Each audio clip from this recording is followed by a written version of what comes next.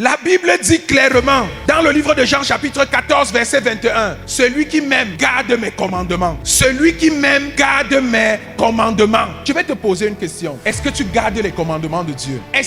C'est une question simple. Nous connaissons tous les 10 commandements. Je m'arrête seulement là-bas. Je ne vais pas dans la Nouvelle Alliance. Est-ce que tu gardes les commandements de Dieu? Jésus a dit, si tu ne gardes pas mes commandements, en d'autres termes, si tu n'honores pas ma parole, si tu ne fais pas ma volonté, si tu ne fais pas ce que je te demande, ce que je te recommande, tu ne m'aimes pas.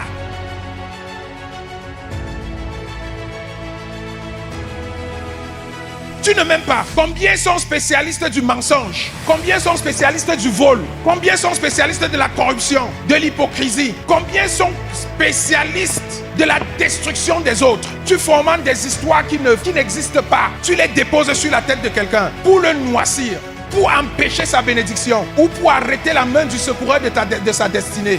Est-ce que c'est un comportement chrétien? Lorsque tu fais le mal, est-ce que c'est un comportement chrétien? Lorsque tu poses des actes qui n'honorent pas Dieu, est-ce que c'est un comportement chrétien? Lorsque tu t'adonnes à des pratiques que Dieu condamne totalement, radicalement dans sa parole, est-ce que c'est un comportement chrétien? Je suis venu interpeller quelqu'un ce matin. Dieu te dit, si tu m'aimes, tu dois respecter mes commandements. Si tu ne respectes pas mes commandements, si tu ne respectes pas ma parole, si tu ne fais pas ce que je te dis, si tu ne te comportes pas comme j'attends que tu te comportes, alors tu ne m'aimes pas.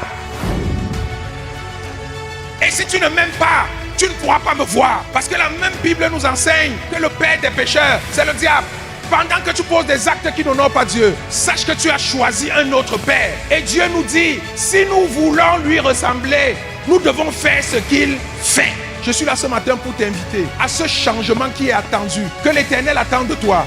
Je suis là ce matin pour te dire que ce n'est pas impossible de devenir quelqu'un de nouveau, de devenir plus droit, de gommer les aspérités qui hypothèquent ton avancée. Quand quelqu'un est tordu, laissez-moi vous dire, il ne peut pas marcher sur une ligne droite. Et si tu ne peux pas marcher sur une ligne droite, ton chemin devient très long. Je suis là ce matin pour t'inviter à te redresser là où tu dois être redressé, afin d'entrer dans cette destinée que Dieu t'a réservée. Parce que l'amour de Dieu envers nous se traduit par une pluie de bénédictions, une pluie de promesses qu'il nous a réservées pour notre accomplissement et pour la manifestation de sa gloire dans tous les domaines de notre vie. C'est pour ça que ce ministère a été mis sur pied, pour nous amener, pour amener les chrétiens, les enfants de Dieu, à manifester la gloire de Dieu dans tous les domaines de leur vie.